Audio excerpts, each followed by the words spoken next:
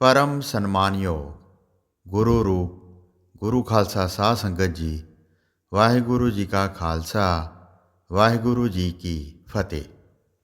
ਆਦਿ ਕਾਲ ਤੋਂ ਲੈ ਕੇ ਪਰਮਾਤਮਾ ਇਸ ਧਰਤੀ ਤੇ ਅਨੇਕਾਂ ਵਾਰੀ ਅਵਤਾਰ ਲੈ ਕੇ ਦੁਖੀ ਜੀਵਾਂ ਦੇ ਦੁੱਖ ਦੂਰ ਕਰਨ ਲਈ ਅਵਤਾਰ ਧਾਰਨ ਕਰਕੇ ਆਉਂਦੇ ਰਹਿੰਦੇ ਹਨ। ਸ਼ਾਸਤਰਾਂ ਵਿੱਚ ਪਰਮਾਤਮਾ ਦੇ ਪੂਰਨ ਅਵਤਾਰ ਤੇ ਅੰਸ਼ਾਂ ਅਵਤਾਰ ਹੁੰਦੇ ਰਹਿੰਦੇ ਹਨ। ਕਈ ਵਾਰੀ ਪਰਮਾਤਮਾ ਮਹਾਂਪੁਰਸ਼ਾਂ ਦੇ ਰੂਪ ਵਿੱਚ ਜੀਵ ਜਗਤ ਦਾ ਕਲਿਆਣ ਕਰਨ ਲਈ ਦਰਸ਼ਨ ਦਿੰਦੇ ਰਹਿੰਦੇ ਹਨ। ਜਿਸ ਸਮੇਂ ਬਾਬਾ ਸ਼੍ਰੀ ਚੰਦ ਜੀ ਮਹਾਰਾਜ ਨੇ ਸ਼੍ਰੀ ਗੁਰੂ ਨਾਨਕ ਦੇਵ ਜੀ ਦੇ ਘਰ ਧੰਨ ਧੰਨ ਮਾਤਾ ਸੁਲੱਖਣੀ ਜੀ ਦੀ ਕੁੱਖੋਂ ਅਵਤਾਰ ਧਾਰਨ ਕੀਤਾ ਤਾਂ ਉਸ ਸਮੇਂ ਸੰਸਾਰ ਦੇ ਵਿੱਚ ਪਾਪੀਆਂ ਦੁਆਰਾ ਅਤਿਅੰਤ ਦੁਰਾਚਾਰ ਕੀਤਾ ਜਾ ਰਿਹਾ ਸੀ। ਸਾਰੀਆਂ ਮਰਿਆਦਾਵਾਂ ਨਸ਼ਟ ਕਰਕੇ ਰਾਜਾ ਲੋਕ ਮਨਮਾਨੀ ਕਰ ਰਹੇ ਸਨ। ਉਸ ਵੇਲੇ ਸੁਲਤਾਨਪੁਰ ਲੋਧੀ ਦੀ ਧਰਤੀ ਤੇ ਧੰਨ ਧੰਨ ਬਾਬਾ ਸ਼੍ਰੀ ਚੰਦ ਜੀ ਮਹਾਰਾਜ ਨੇ ਰੱਖਿਆ ਲਈ ਅਵਤਾਰ ਧਾਰਨ ਕੀਤਾ। ਜਨਮ ਸਮੇਂ ਬਾਬਾ ਸ਼੍ਰੀ ਚੰਦ ਜੀ ਮਹਾਰਾਜ ਦੇ ਸੱਜੇ ਕੰਨ ਵਿੱਚ ਮਾਸ ਦੀ ਮੁੰਦਰਾ ਤੇ ਸਿਰ ਉੱਪਰ ਸੋਨੇ ਰੰਗੀਆਂ ਬਬਰਾਨਾਂ ਸਨ। ਵਿਸ਼ੇਸ਼ ਕਰਕੇ ਧਰਮ ਦੀ ਰੱਖਿਆ, ਗਊ ਗਰੀਬ ਦੀ ਰੱਖਿਆ ਵਾਸਤੇ, ਦੀਨਾਂ ਤੇ ਦਇਆ ਕਰਨ ਵਾਸਤੇ ਤੇ ਦੁਖੀਆਂ ਦੇ ਦੁੱਖ ਦੂਰ ਕਰਦੇ ਹੋਏ ਉਦਾਸੀਨ ਤਪਸਵੀ ਭੇਖ ਤੇ ਬਾਲ ਅਵਸਥਾ ਵਿੱਚ ਹੀ 151 ਸਾਲ ਭਾਰਤ ਵਰਸ਼ ਦੀ ਧਰਤੀ ਤੇ ਦਰਸ਼ਨ ਦਿੰਦੇ ਰਹੇ। ਫਿਰ ਉਹਨਾਂ ਨੇ ਸੰਗਤ ਦੀ ਬੇਨਤੀ ਤੇ ਬਾਰਠ ਸਾਹਿਬ ਸ਼੍ਰੀ ਜਪਜੀ ਸਾਹਿਬ ਦੇ ਪਾਠ ਦੇ ਅਰਥ ਸੰਗਤ ਨੂੰ ਸੁਣਾਏ। ਸੋ ਇਸ ਲੜੀ ਵਿੱਚ ਆਪਾਂ ਪਿਛਲੇ ਭਾਗਾਂ ਵਿੱਚ 20 ਪੌੜੀਆਂ ਦੇ ਅਰਥ ਕਰ ਚੁੱਕੇ ਹਾਂ। ਅੱਜ ਦਾਸ ਆਪ ਜੀ ਨੂੰ 21ਵੀਂ ਪੌੜੀ ਦੇ ਅਰਥ ਸਰਵਣ ਕਰਵਾਏਗਾ। ਆਓ ਬੜੇ ਪ੍ਰੇਮ ਨਾਲ ਇਹਨਾਂ ਅਰਥਾਂ ਨੂੰ ਸਰਵਣ ਕਰੀਏ। ਤੀਰਥ ਤਪ ਦਇਆ ਦਤ ਦਾਨ, ਜੇ ਕੋ ਪਾਵੈ ਤਿਲ ਕਾ ਮਾਨ। ਸੁਣਿਆ ਮੰਨਿਆ ਮਨ ਕੀਤਾ ਭਾਓ, ਅੰਤਰਗਤ ਤੀਰਥ ਮਲ ਨਾਓ। ਸਭ ਗੁਣ ਤੇਰੇ ਮੈਂ ਨਾਹੀ ਕੋਏ, ਵਿਣ ਗੁਣ ਕੀਤੇ ਭਗਤ ਨਾ ਹੋਏ।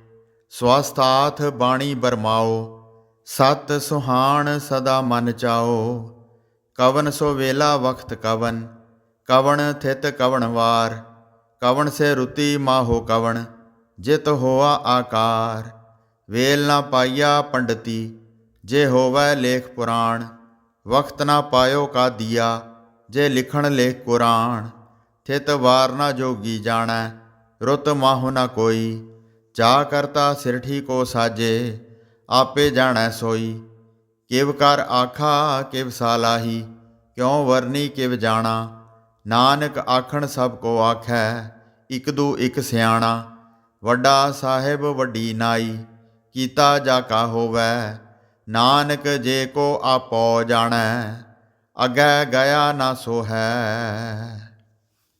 ਸੱਚੇ ਪਾਤਸ਼ਾਹ ਧੰਨ ਧੰਨ ਸ਼੍ਰੀ ਗੁਰੂ ਨਾਨਕ ਦੇਵ ਜੀ ਫੁਰਮਾਨ ਕਰ ਰਹੇ ਹਨ ਕਿ ਜੋ ਤੀਰਥ ਕਰਨੇ ਜਾਂ ਵਸਣਾ ਹੈ, ਤਪ ਕਰਨਾ ਹੈ, ਗਰੀਬਾਂ 'ਤੇ ਦਇਆ ਕਰਨੀ ਹੈ, ਦਾਨ ਕਰਨਾ ਹੈ, ਇਹ ਜਿੰਨੇ ਵੀ ਕਰਮ ਹਨ ਉਹਨਾਂ ਦਾ ਤਿਲ ਤਿਲ ਦਾ ਮਣ ਮਣ ਫਲ ਹੁੰਦਾ ਹੈ।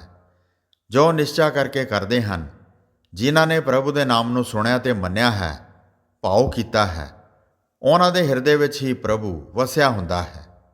ਜਿਨ੍ਹਾਂ ਨੇ ਨਾਮ ਜਪਿਆ ਹੈ ਉਹ ਤੀਰਥ ਵਿੱਚ ਮਲ ਮਲ ਕੇ ਨਹਾਤੇ ਹਨ। ਜਿਹੜਾ ਬਾਰੰਬਾਰ ਅਭਿਆਸ ਕਰਨਾ ਹੈ ਉਹ ਮਲ ਮਲ ਕੇ ਨਹਾਉਣਾ ਹੈ। ਇਸ ਕਰਕੇ ਨਾਮ ਜਪੀਏ, ਗੁਣ ਕੀਤਿਆਂ ਬਿਨਾਂ ਭਗਤੀ ਪ੍ਰਾਪਤ ਨਹੀਂ ਹੋ ਸਕਦੀ। ਇਹ ਕਰਨਾ ਹੀ ਪੈਂਦਾ ਹੈ। ਫਿਰ ਸਿੱਧਾਂ ਨੇ ਸਵਾਲ ਕੀਤਾ ਕਿ ਮਾਇਆ ਤਾਂ ਦੁੱਖ ਰੂਪ ਹੈ, ਪ੍ਰਾਪਤ ਵੀ ਦੁੱਖਾਂ ਨਾਲ ਹੀ ਹੁੰਦੀ ਹੈ, ਰੱਖਣ ਵਿੱਚ ਵੀ ਦੁੱਖ ਹੀ ਮਿਲਦੇ ਹਨ, ਤੇ ਜਦ ਪੱਲਿਓਂ ਤੁਰ ਜਾਂਦੀ ਹੈ ਤਾਂ ਵੀ ਬੜਾ ਦੁੱਖ ਹੁੰਦਾ ਹੈ। ਫਿਰ ਉਹ ਮਾਇਆ ਕਿਹੜੀ ਹੈ ਜੋ ਸੁੱਖ ਰੂਪ ਹੋ ਕੇ ਵਰਤੇ?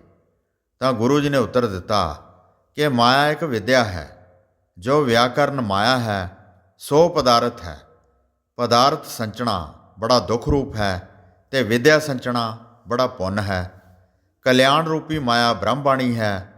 ਸੋ ਸਾਰਿਆਂ ਵਿੱਚ ਬ੍ਰਹਮ ਜਾਣਨਾ ਤੇ ਸਾਰਿਆਂ ਵਿੱਚ ਰੱਬ ਨੂੰ ਜਾਣਨਾ, ਇਹ ਰੱਬ ਦੀ ਸਤਰੂਪ ਉਪਮਾ ਕਰਨ ਜੋਗਾ ਹੈ, ਜੋ ਸਦਾ ਸੰਤਾਂ ਭਗਤਾਂ ਦੇ ਮਨ ਵਿੱਚ ਭਾਵਦਾ ਹੈ।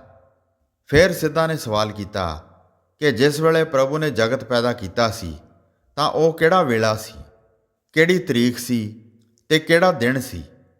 ਗੁਰੂ ਜੀ ਨੇ ਉੱਤਰ ਦਿੱਤਾ ਕਿ ਪੰਡਤ ਤੇ ਕਾਜ਼ੀ ਜਗਤ ਪੈਦਾ ਹੋਣ ਦੇ ਪਹਿਲੇ ਨਹੀਂ ਸਨ, ਜੋ ਵੇਦਾਂ ਤੇ ਪੁਰਾਣਾ ਕੁਰਾਨਾਂ ਵਿੱਚ ਲਿਖ ਦਿੰਦੇ।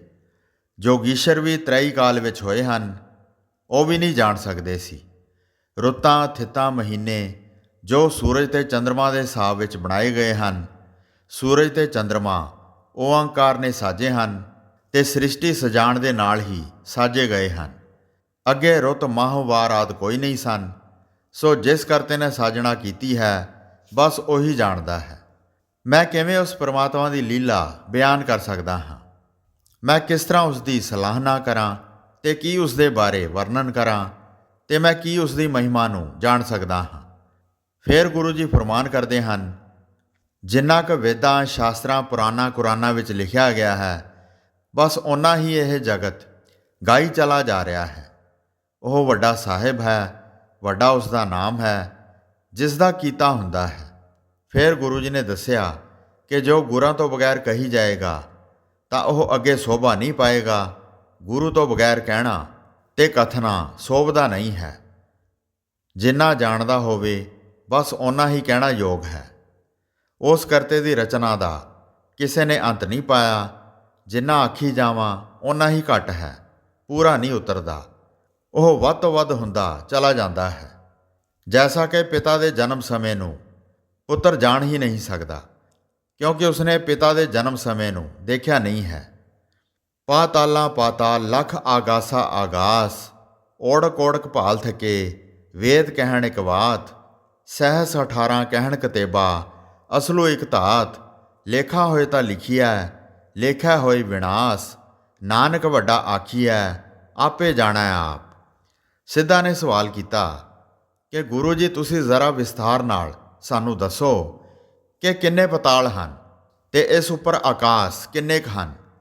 ਗੁਰੂ ਜੀ ਨੇ ਉੱਤਰ ਦਿੱਤਾ, ਪਾਤਾਲਾਂ ਹੇਠ ਪਾਤਾਲ, ਆਗਾਸਾਂ ਉੱਪਰ ਆਗਾਸ, ਅਣਗਿਣਤ ਹੀ ਹਨ। ਅਣਗਿਣਤ ਹੀ ਪਾਤਾਲ ਹਨ ਤੇ ਅਣਗਿਣਤ ਹੀ ਆਗਾਸ ਹਨ, ਗਿਣੇ ਨਹੀਂ ਜਾ ਸਕਦੇ।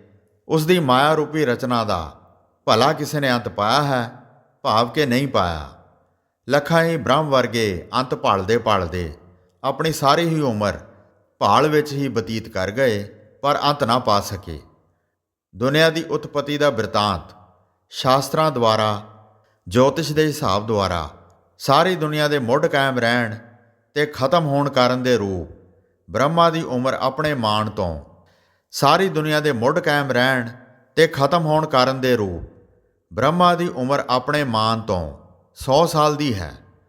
ਹੁਣ ਬ੍ਰਹਮਾ ਦੀ ਉਮਰ 50 ਸਾਲ ਗੁਜ਼ਰ ਕੇ 51ਵੇਂ ਸਾਲ ਦੇ ਪਹਿਲੇ ਦਿਨ ਦੀ 13ਵੀਂ ਘੜੀ 42 ਪਲ 3 ਵਪਲ 43 ਪ੍ਰਤੀ ਵਪਲ ਗੁਜ਼ਰ ਚੁੱਕਿਆ ਹੈ। ਮਨ ਸਮਾਨ ਤੋਂ ਬ੍ਰਹਮਾ ਦੀ ਉਮਰ ਦਾ ਵਿਸਥਾਰ ਇਸ ਤਰ੍ਹਾਂ ਹੈ। ਇੱਕ ਚਤੁਰਯੁਗੀ ਦਾ ਇੱਕ ਮਹਾਯੁੱਗ ਹੁੰਦਾ ਹੈ।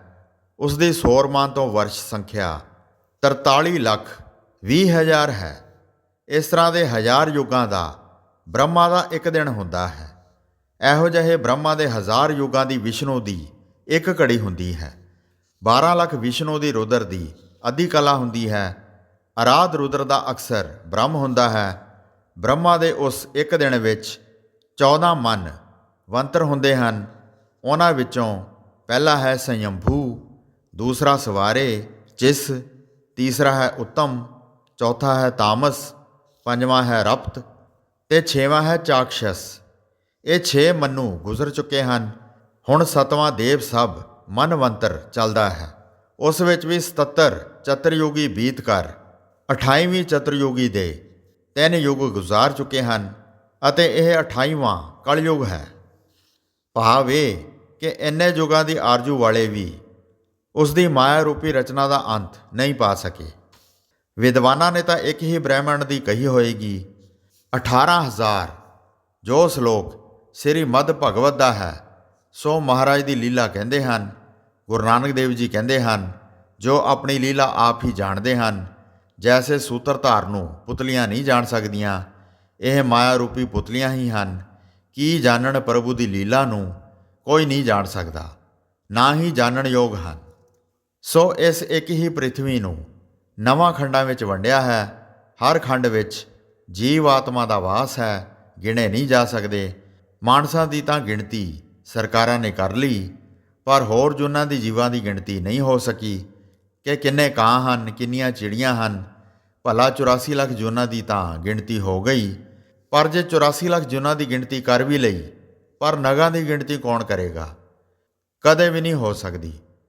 ਪਰ ਜਿੱਥੇ ਅਣਗਿਣਤ ਖੰਡ, ਬ੍ਰਹਿਮੰਡ, ਪਤਾਲ, ਆਕਾਸ਼ ਹਨ, ਉਹਨਾਂ ਦੀ ਗਿਣਤੀ ਕੌਣ ਕਰੇਗਾ? ਤਾਂ ਹੀ ਤਾਂ ਸ਼੍ਰੀ ਗੁਰੂ ਨਾਨਕ ਦੇਵ ਜੀ ਨੇ ਆਖਿਆ ਹੈ, ਓੜਕ ਓੜਕ ਭਾਲ ਥੱਕੇ। ਫਿਰ ਗੁਰੂ ਜੀ 23ਵੀਂ ਪੌੜੀ ਵਿੱਚ ਫਰਮਾਉਂਦੇ ਹਨ, ਸਾਹ ਲਾਹੇ ਏਤੀ ਸੁਰਤ ਨਾ ਪਾਈਆ, ਨਦੀਆ ਤੇ ਵਾਹ ਪਵੈ ਸਮੁੰਦ ਨਾ ਜਾਣੀਐ ਹੈ। ਸਮੁੰਦ ਸਾਹ ਸੁਲਤਾਨ, ਗਿਰਹਾ ਸੇਤੀ ਮਾਲ ਧਨ, ਕੀੜੀ ਤੁਲ ਨਾ ਹੋਵਨੀ, ਜੇ ਤਿਸ ਮਨੋ ਨਾ ਵੀਸਰੈ। ਉਸ ਪ੍ਰਭੂ ਦੇ ਸਲਾਹੁਣ ਵਾਲੇ ਸਲਾਹ ਰਹੇ ਹਨ, ਪਰ ਇੰਨੀ ਸੁਰਤ ਨਹੀਂ ਪ੍ਰਾਪਤ ਕਰ ਸਕੇ ਕਿ ਜਿਸ ਤਰ੍ਹਾਂ ਨਦੀਆਂ ਵਹਿਣ ਜਾਂ ਸਮੁੰਦਰ ਵਿੱਚ ਮਿਲਦੇ ਹਨ ਤਾਂ ਉਹਨਾਂ ਦਾ ਵਹਿੰਦਾ ਪਾਣੀ ਉਸ ਸਮੁੰਦਰ ਦਾ ਰੂਪ ਹੀ ਹੁੰਦਾ ਜਾਂਦਾ ਹੈ। ਜਦ ਸਮੁੰਦਰ ਵਿੱਚ ਘੁਲ ਮਿਲ ਜਾਂਦਾ ਹੈ ਤਾਂ ਇਹ ਨਹੀਂ ਪਰਖਿਆ ਜਾਂਦਾ ਕਿ ਇਹ ਪਾਣੀ ਨਦੀ ਦਾ ਹੈ ਜਾਂ ਵਹਿਣ ਦਾ ਹੈ, ਸਮੁੰਦਰ ਹੀ ਦਿਖਾਈ ਦਿੰਦਾ ਹੈ। ਐਸੇ ਹੀ ਇਹ ਜੀਵ ਆਤਮਾ ਸ਼ਬਦ ਰਾਹੀਂ ਚੱਲ ਕੇ ਉਸ ਪ੍ਰਭੂ ਸਮੁੰਦਰ ਰੂਪ ਵਿੱਚ ਮਿਲ ਕੇ ਉਸ ਸਮੁੰਦਰ ਰੂਪੀ ਪ੍ਰਭੂ ਜੋਤ ਵਿੱਚ ਅਭੇਦ ਹੋ ਜਾਂਦੀ ਹੈ। ਉਸ ਦੀ ਕੀਮਤ ਦਾ ਬਿਆਨ ਨਹੀਂ ਹੋ ਸਕਦਾ। ਉਹ ਪ੍ਰਭੂ ਅਥਾਹ ਸਮੁੰਦਰ ਹੈ, ਸ਼ਾਹ ਹੈ, ਸੁਲਤਾਨ ਵੱਡਾ ਬਾਦਸ਼ਾਹ ਹੈ। ਸੁਲਤਾਨ ਦਾ ਭਾਵ ਹੀ ਬਾਦਸ਼ਾਹ, ਰਾਜਾ ਹੈ। ਗਿਰਹਾ ਸੇਤੀ ਮਾਲ ਧਨ, ਭਾਵੇਂ ਕਿਸੇ ਦੇ ਕੋਲ ਪਹਾੜਾਂ ਜਿੱਡਾ ਢੇਰ ਮਾਲ ਧਨ ਦਾ ਹੋਵੇ, ਐਡਾ ਵੱਡਾ ਧਨੀ ਹੋ ਜਾਏ ਤੇ ਉਸ ਪ੍ਰਭੂ ਦਾ ਨਾਮ ਚੇਤੇ ਵੀ ਨਾ ਆਵੇ, ਤੇ ਜੋ ਨਿੱਕੀ ਜਿਹੀ ਕੀੜੀ ਹੈ ਜਿਹੜੀ ਪ੍ਰਭੂ ਦੇ ਨਾਮ ਵਿੱਚ ਰਤੀ ਪਈ ਹੈ, ਉਹ ਐਡਾ ਵੱਡਾ ਧਨੀ ਉਸ ਕੀੜੀ ਜਿੰਨਾ ਵੀ ਪ੍ਰਭੂ ਦੀ ਦਰਗਾਹ ਵਿੱਚ ਮਾਣ ਨਹੀਂ ਪਾ ਸਕਦਾ। ਫਿਰ ਗੁਰੂ ਜੀ ਫਰਮਾਉਂਦੇ ਹਨ, ਅੰਤ ਨਾ ਸਿਫਤੀ ਕਹਿਣ ਨਾ ਅੰਤ, ਅੰਤ ਨਾ ਕਰਨਾ ਦੇਣ ਨਾ ਅੰਤ, ਅੰਤ ਨਾ ਵੇਖਣ ਸੁਣਨ ਨਾ ਅੰਤ, ਅੰਤ ਨਾ ਜਾਪੇ ਕਿਆ ਮਨ ਮੰਤ, ਅੰਤ ਨਾ ਜਾਪੈ ਕੀਤਾ ਆਕਾਰ, ਅੰਤ ਨਾ ਜਾਪੈ ਪਾਰਾਵਾਰ, ਅੰਤ ਕਾਰਣ ਕੇਤੇ ਬਿਲ ਲਾਹੇ, ਤਾਂ ਕਿ ਅੰਤ ਨਾ ਪਾਏ ਜਾਹੇ। ਇਹੋ ਅੰਤ ਨਾ ਜਾਣਾ ਕੋਏ, ਬਹੁਤਾ ਕਹੀਐ ਬਹੁਤਾ ਹੋਏ, ਵੱਡਾ ਸਾਹਿਬ ਊਚਾ ਥਾਓ, ਊਚੇ ਉੱਪਰ ਊਚਾ ਨਾਓ, ਏਵਡ ਊਚਾ ਹੋਵੈ ਕੋਏ, ਤਿਸ ਊਚੇ ਕੋ ਜਾਣੈ ਸੋਏ, ਜੇਵਡ ਆਪ ਜਾਣੈ ਆਪ, ਨਾਨਕ ਨਦਰੀ ਕਰਮੀ ਦਾਤ। ਇੱਥੇ ਵੀ ਸਤਿਗੁਰੂ ਨਾਨਕ ਦੇਵ ਜੀ ਉਸ ਪ੍ਰਭੂ ਦੇ ਨਾਮ ਹੋਣੇ ਦਾ ਹੀ ਬਿਆਨ ਕਰ ਰਹੇ ਹਨ ਕਿ ਉਸ ਪ੍ਰਭੂ ਦੀਆਂ ਸਿਫਤਾਂ ਦਾ ਵੀ ਅੰਤ ਨਹੀਂ ਹੈ। ਸਭ ਨੂੰ ਦਾਤਾ ਦਿੰਦਾ ਜਾ ਰਿਹਾ ਹੈ ਤਾਂ ਵੀ ਉਸ ਦੇ ਖਜ਼ਾਨੇ ਭਰਪੂਰ ਰਹਿੰਦੇ ਹਨ। ਉਸ ਦੇ ਇਸ ਹੋਣੇ ਦਾ ਵੀ ਕੋਈ ਅੰਤ ਨਹੀਂ ਹੈ। ਕਿਸੇ ਨੂੰ ਧਨ ਦੀ ਦਾਤ ਦਿੱਤੀ ਹੈ, ਕਿਸੇ ਨੂੰ ਜਪ ਤਪ ਕਰਨ ਦੀ ਦਾਤ ਦਿੱਤੀ ਹੋਈ ਹੈ, ਕਿਸੇ ਨੂੰ ਵਿਦਿਆ ਦੀ ਦਾਤ ਦਿੱਤੀ ਹੈ, ਕਿਸੇ ਨੂੰ ਸੁੰਦਰਤਾ ਦੀ ਦਾਤ ਦਿੱਤੀ ਹੈ, ਕਿਸੇ ਨੂੰ ਰਾਜ ਭੋਗਣ ਦੀ ਦਾਤ ਦਿੱਤੀ ਹੈ। ਬੇਅੰਤ ਹੀ ਦਾਤਾਂ ਦਾ ਦਾਤਾਰ, ਅਥਾਹ ਸਾਗਰ ਦਾ ਮਾਲਕ ਦਾਨੀ ਅਥਾਹ ਹੈ। ਪਰਮਾਤਮਾ ਅਥਾਹ ਹੈ, ਉਸ ਦਾ ਅੰਤ ਨਹੀਂ ਪੈਂਦਾ। ਤੇ ਨਾਮ ਨੂੰ ਸੁਣਨ ਵਾਲਿਆਂ ਦਾ ਵੀ ਅੰਤ ਨਹੀਂ ਹੈ, ਸੁਣਾਉਣ ਵਾਲਿਆਂ ਦਾ ਵੀ ਅੰਤ ਨਹੀਂ ਹੈ, ਜਪਣ ਵਾਲਿਆਂ ਦਾ ਵੀ ਅੰਤ ਨਹੀਂ ਹੈ, ਵੇਖਣ ਵਾਲਿਆਂ ਦਾ ਵੀ ਅੰਤ ਨਹੀਂ ਹੈ। ਅੱਖਾਂ ਦੇ ਵਿੱਚ ਸੱਤਿਆ ਦੇ ਸਕਦਾ ਹੈ ਤੇ ਕੰਨੀ ਸੱਤਿਆ ਦੇ ਸਕਦਾ ਹੈ। ਸੁਣਦਾ ਹੈ, ਵੇਖਦਾ ਹੈ, ਪਰ ਉਸ ਨੂੰ ਕੋਈ ਵੇਖ ਨਹੀਂ ਸਕਦਾ ਤੇ ਇਹ ਵੀ ਨਹੀਂ ਜਾਪਦਾ ਕਿ ਇਸ ਦੇ ਮਨ ਵਿੱਚ ਕੀ ਮੰਤਰ ਹੈ। ਇਹ ਵੀ ਅੰਤ ਨਹੀਂ ਕਿ ਜੀਵਾਂ ਦੇ ਆਕਾਰ ਕਿਸ ਤਰ੍ਹਾਂ ਹੋਏ ਹਨ। ਮਹਾਰਾਜ ਦਾ ਕਿਸੇ ਨੇ ਵੀ ਅੰਤ ਨਹੀਂ ਪਾਇਆ। ਉਸ ਦੇ ਅੰਤ ਵੱਲ ਬਹੁਤ ਸਾਰੇ ਧਿਆਨ ਕਰੀ ਬੈਠੇ ਹਨ ਕਿ ਉਸ ਦਾ ਅਸੀਂ ਅੰਤ ਪਾ ਲਈਏ, ਪਰ ਕਿਸੇ ਨੇ ਅੱਜ ਤੱਕ ਉਸ ਦਾ ਅੰਤ ਨਹੀਂ ਪਾਇਆ। ਇਸ ਅੰਤ ਨੂੰ ਜਾਣਿਆ ਨਹੀਂ ਜਾ ਸਕਦਾ, ਉਹ ਬੇਅੰਤ ਹੈ। ਜਿੰਨਾ ਅੰਤ ਪਾਉਂਦੇ ਜਾਵਾਂਗੇ ਉਸ ਦਾ ਅੰਤ ਅੱਗੇ ਤੋਂ ਅੱਗੇ ਵੱਧਦਾ ਜਾਂਦਾ ਹੈ। ਬਸ ਉਹ ਵੱਡਾ ਸਾਹਿਬ ਹੈ ਅਤੇ ਉੱਚਾ ਥਾਂ ਉਸ ਦਾ ਦਰਬਾਰ ਹੈ। ਉੱਚੇ ਤੋਂ ਉੱਪਰ ਉੱਚਾ ਉਸ ਦਾ ਨਾਮ ਹੈ, ਪਰ ਜੇਕਰ ਉਸ ਦੇ ਬਰਾਬਰ ਦਾ ਹੋਵੇ ਤਾਂ ਹੀ ਉਸ ਵੱਡੇ ਉੱਚੇ ਦੇ ਅਥਾਹ ਨੂੰ ਕੋਈ ਜਾਣ ਸਕਦਾ ਹੈ। ਨਾ ਕੋਈ ਅੱਜ ਤੱਕ ਹੋਇਆ ਹੈ, ਨਾ ਕੋਈ ਹੋ ਹੀ ਸਕਦਾ ਹੈ। ਉਹ ਆਪਣੇ ਆਪ ਨੂੰ ਆਪ ਹੀ ਜਾਣਦਾ ਹੈ। ਗੁਰੂ ਜੀ ਕਥਨ ਕਰਦੇ ਹਨ ਕਿ ਬਸ ਉਸੇ ਪ੍ਰਭੂ ਦੇ ਨਾਮ ਦਾ ਉਚਾਰਨ ਕਰਦੇ ਰਹੋ, ਸਿਮਰਦੇ ਰਹੋ। ਬਸ ਉਹੀ ਉੱਚਾ ਹੁੰਦਾ ਹੈ। ਜੋ ਪ੍ਰਭੂ ਦੇ ਸਿਮਰਨ ਦੀ ਮਹਿਮਾ ਜਾਣਦਾ ਹੈ, ਸੋਈ ਵੱਡਾ ਗੁਰੂ ਆਪ ਹੈ, ਜਾਣੀ ਜਾਣ ਹੈ। ਸੁਣਨ ਤੇ ਮੰਨਣ ਵਾਲੇ ਤੇ ਸਿਮਰਨ ਵਾਲੇ ਹੀ ਵੱਡੇ ਉੱਚੇ ਹੁੰਦੇ ਹਨ। ਪ੍ਰਭੂ ਦੀ ਕਿਰਪਾ ਪ੍ਰਭੂ ਹੀ ਜਾਣਦਾ ਹੈ ਜਾਂ ਉਸ ਦੇ ਭਗਤ ਸੰਤ ਜਨ ਪ੍ਰੇਮੀ ਸੰਗੀ ਹੀ ਜਾਣਦੇ ਹਨ। ਉਸ ਪ੍ਰਭੂ ਦੀ ਅਨੰਤ ਉਪਮਾ ਦਾ ਅੱਜ ਤੱਕ ਕਿਸੇ ਨੇ ਅੰਤ ਨਹੀਂ ਪਾਇਆ। ਬਸ ਉਸ ਦੇ ਨਾਲ ਜਿਹੜਾ ਸ਼ਰਧਾ ਤੇ ਪਿਆਰ ਕਰਦਾ ਹੈ ਉਹ ਕੁਝ ਨਾ ਕੁਝ ਜਾਣ ਸਕਦਾ ਹੈ, ਹੋਰ ਮਨਮੁਖਤਾ ਬੁੱਧ ਵਾਲੇ ਉਸ ਨੂੰ ਜਾਣ ਨਹੀਂ ਸਕਦੇ। ਫਿਰ ਅੱਗੇ 25ਵੀਂ ਪੌੜੀ ਵਿੱਚ ਗੁਰੂ ਜੀ ਫਰਮਾਉਂਦੇ ਹਨ, ਬਹੁਤਾ ਕਰਮ ਲਿਖਿਆ ਨਾ ਜਾਏ, ਵੱਡਾ ਦਾਤਾ ਤਿਲ ਨਾ ਤਮਾਏ, ਕੇਤੇ ਮੰਗੇ ਹੈ ਜੋਧ ਅਪਾਰ, ਕੇਤਿਆਂ ਗਣਤ ਨਹੀਂ ਵਿਚਾਰ, ਕੇਤੇ ਖਪ ਟੁੱਟੇ ਹੈ ਵੇਕਾਰ, ਕੇਤੇ ਲੈ ਲੈ ਮੁਕਰ ਪਾਹੇ, ਕੇਤੇ ਮੂਰਖ ਖਾਹੀ ਖਾਹੇ, ਕੇਤਿਆਂ ਦੁਖ ਭੂਖ ਸਦ ਮਾਰ, ਇਹ ਭੇ ਦਾਤ ਤੇਰੀ ਦਾਤਾਰ, ਬੰਦ ਖਲਾਸੀ ਭਾਣਾ ਹੋਏ, ਹੋਰ ਆਖ ਨਾ ਸਕੈ ਕੋਏ, ਜੇ ਕੋ ਖਾਏ ਕਾਖਣ ਪਾਏ, ਉਹ ਜਾਣੈ ਜੇਤੀਆ ਮੋਹਿ ਖਾਏ, ਆਪੇ ਜਾਣੈ ਆਪੇ ਦੇ, ਆਖੈ ਸੇ ਭੇ ਕਈ ਕੇ, ਜਿਸ ਨੂੰ ਬਖਸ਼ੇ ਸਿਫਤ ਸਲਾਹ, ਨਾਨਕ ਪਾਤਸ਼ਾਹੀ ਪਾਤਸ਼ਾਹੋ। ਫਿਰ ਸਿੱਧਾ ਨੇ ਗੁਰੂ ਜੀ ਨੂੰ ਸਵਾਲ ਕੀਤਾ ਕਿ ਉਸ ਪ੍ਰਭੂ ਵਿੱਚ ਸੰਪਦਾ ਵੀ ਹੈ ਕਿ ਨਹੀਂ, ਕਿਸੇ ਉੱਪਰ ਕਿਰਪਾ ਵੀ ਕਰਦਾ ਹੈ ਜਾਂ ਨਹੀਂ। ਤਾਂ ਗੁਰੂ ਜੀ ਨੇ ਉੱਤਰ ਦਿੱਤਾ ਕਿ ਉਸ ਪ੍ਰਭੂ ਦੀ ਕਿਰਪਾ ਬਹੁਤ ਹੈ ਜੋ ਜੀਵਾਂ ਉੱਤੇ ਲਿਖੀ ਨਹੀਂ ਜਾ ਰਹੀ। ਹੋਰ ਬਹੁਤ ਖਰਚ ਤੋਂ ਵਾਧੂ ਭੰਡਾਰ ਭਰੇ ਪਏ ਹਨ, ਜਾਂ ਕਹਿ ਲਓ ਜੀਵਾਂ ਦੇ ਕਰਮ ਬਹੁਤ ਪ੍ਰਕਾਰ ਦੇ ਹਨ, ਆਪਣੇ ਆਪ ਸਭ ਕਰਮਾਂ ਦੇ ਫਲ ਭੋਗਦੇ ਹਨ।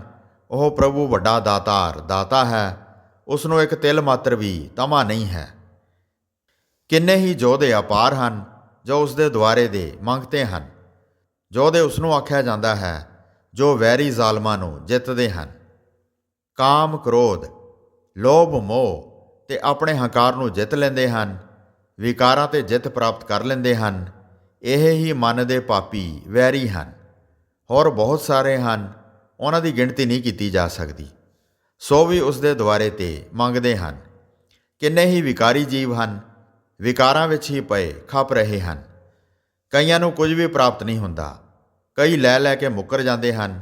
ਪਰਮਾਤਮਾ ਦਿੰਦਾ ਰਹਿੰਦਾ ਹੈ ਪਰ ਉਹ ਯਾਦ ਨਹੀਂ ਰੱਖਦੇ। ਕਈ ਇਹ ਆਖਦੇ ਹਨ ਕਿ ਸਾਨੂੰ ਉਸ ਪਰਮਾਤਮਾ ਨੇ ਕੀ ਦਿੱਤਾ ਹੈ, ਸਭ ਕੁਝ ਸਾਡਾ ਹੀ ਹੈ, ਤੇ ਕਈ ਉਸ ਦੇ ਭਾਣੇ ਨੂੰ ਮਿੱਠਾ ਕਰਕੇ ਨਹੀਂ ਮੰਨਦੇ। ਉਸ ਨੂੰ ਦੁੱਖਾਂ ਤੇ ਭੁੱਖਾਂ ਦੀ ਹੀ ਸਦਾ ਮਾਰ ਪੈਂਦੀ ਰਹਿੰਦੀ ਹੈ। ਉਹਨਾਂ ਨੂੰ ਇਹ ਹੀ ਦਾਤ ਦਿੱਤੀ ਹੋਈ ਹੈ, ਆਸਾ ਮਨਸਾ ਵਿੱਚੋਂ ਖਲਾਸੀ ਹੀ ਨਹੀਂ ਹੋ ਸਕਦੀ। ਖਲਾਸੀ ਤਾਂ ਹੁੰਦੀ ਹੈ ਜੇ ਪ੍ਰਭੂ ਦੇ ਭਾਣੇ ਨੂੰ ਮਿੱਠਾ ਕਰਕੇ ਮੰਨੇ ਤੇ ਉਸ ਦੀ ਰਜ਼ਾ ਵਿੱਚ ਚੱਲੇ। ਭਾਣੇ ਮੰਨਣ ਤੋਂ ਬਿਨਾਂ ਇਸ ਦਾ ਛੁਟਕਾਰਾ ਨਹੀਂ ਹੋ ਸਕਦਾ। ਉਹ ਜਾਣਦਾ ਹੈ ਕਿ ਜਿੰਨੀਆਂ ਉਹ ਮੂੰਹ 'ਤੇ ਚੋਟਾਂ ਖਾਂਦਾ ਹੈ, ਜਿਹੜੀਆਂ ਉਸ ਦੇ ਮੂੰਹ 'ਤੇ ਵੱਜਦੀਆਂ ਹਨ, ਕਿਉਂਕਿ ਉਹ ਮੰਨਦਾ ਨਹੀਂ ਹੈ, ਜਾਣਦਾ ਨਹੀਂ ਹੈ। ਜਦੋਂ ਮੰਨ ਜਾਂਦਾ ਹੈ, ਜਾਣ ਜਾਂਦਾ ਹੈ, ਤਾਂ ਉਸ ਨੂੰ ਮੂੰਹ 'ਤੇ ਜਮਾਂ ਦੀਆਂ ਚੋਟਾਂ ਨਹੀਂ ਪੈਂਦੀਆਂ ਤੇ ਉਸ ਦੇ ਸ਼ੋਕ ਪਾਪ ਸਾਰੇ ਦੁੱਖ ਬਖਸ਼ੇ ਜਾਂਦੇ ਹਨ। ਜੈਸਾ ਜੈਸਾ ਕਰਮ ਵਿਹਾਰ ਇਹ ਕਰਦਾ ਹੈ, ਉਸ ਤਰ੍ਹਾਂ ਦਾ ਹੀ ਲੇਖਾ ਇਸ ਮਨੁੱਖ ਦਾ ਬਣਦਾ ਜਾਂਦਾ ਹੈ। ਜਿਸ ਨੂੰ ਪ੍ਰਭੂ ਨੇ ਆਪਣੇ ਨਾਮ ਦੀ ਸਲਾਹਨਾ ਦੀ ਦਾਤ ਬਖਸ਼ੀ ਹੈ, ਉਹ ਹੀ ਉਸ ਦੀ ਸਿਫਤ ਤੇ ਵਡਿਆਈ ਕਰਦਾ ਹੈ। ਐਸੇ ਆਖਣ ਵਾਲੇ ਵੀ ਵਿਰਲੇ ਹਨ। ਗੁਰੂ ਜੀ ਆਖਦੇ ਹਨ ਕਿ ਇਹ ਸਭਨਾ ਪਾਤਸ਼ਾਹਾਂ ਦਾ ਵੱਡਾ ਪਾਤਸ਼ਾਹ ਹੈ। ਜਿਸ ਤਰ੍ਹਾਂ ਕਿ ਪਾਤਸ਼ਾਹ ਦਾ ਹੁਕਮ ਆਪਣੇ ਦੇਸ਼ ਦੇ ਏਰੀਏ 'ਤੇ ਹੀ ਚੱਲਦਾ ਹੈ, ਪਰ ਉਸ ਦੇ ਗੁਰਮੁਖ ਪਿਆਰਿਆਂ ਦਾ ਹੁਕਮ ਤਰਾਈ ਲੋਕੀ 'ਤੇ ਚੱਲਦਾ ਹੈ, ਕਿਉਂਕਿ ਉਹਨਾਂ ਨੂੰ ਪ੍ਰਭੂ ਨੇ ਆਪਣੀ ਸਿਫਤ ਸਲਾਹਨਾ ਦੀ ਦਾਤ ਬਖਸ਼ੀ ਹੈ। ਸੋ ਸਾਧ ਸੰਗਤ ਜੀ, ਧੰਨ ਧੰਨ ਬਾਬਾ ਸ਼੍ਰੀ ਚੰਦ ਜੀ ਨੇ ਇਸ ਤਰ੍ਹਾਂ ਸੰਗਤ ਨੂੰ ਸ਼੍ਰੀ ਜਪਜੀ ਸਾਹਿਬ ਦੇ ਅਰਥ ਕਰਕੇ ਨਿਹਾਲ ਕੀਤਾ। ਗੁਰਮੁਖਾਂ ਮਹਾਂਪੁਰਸ਼ਾਂ ਦੇ ਬੋਲੇ ਬਚਨ ਅਟਲ ਹੁੰਦੇ ਹਨ, ਕਿਉਂਕਿ ਪ੍ਰਭੂ ਦਾ ਨਾਮ ਉਹਨਾਂ ਦੀ ਰਸਨਾ 'ਤੇ ਨਿਵਾਸ ਕਰਦਾ ਹੈ। ਅੱਜ ਆਪਾਂ ਸ਼੍ਰੀ ਜਪਜੀ ਸਾਹਿਬ ਦੀਆਂ 25 ਪੌੜੀਆਂ ਤੱਕ ਅਰਥ ਸਰਵਣ ਕਰ ਲਏ ਹਨ। ਅਗਲੇ ਭਾਗ ਵਿੱਚ 26ਵੀਂ ਪੌੜੀ ਤੋਂ ਸ਼ੁਰੂ ਕਰਾਂਗੇ। ਤਦ ਤੱਕ ਦਾਸ ਨੂੰ ਆਗਿਆ ਦਿਓ। ਵਾਹਿਗੁਰੂ ਜੀ ਕਾ ਖਾਲਸਾ, ਵਾਹਿਗੁਰੂ ਜੀ ਕੀ ਫਤਿਹ।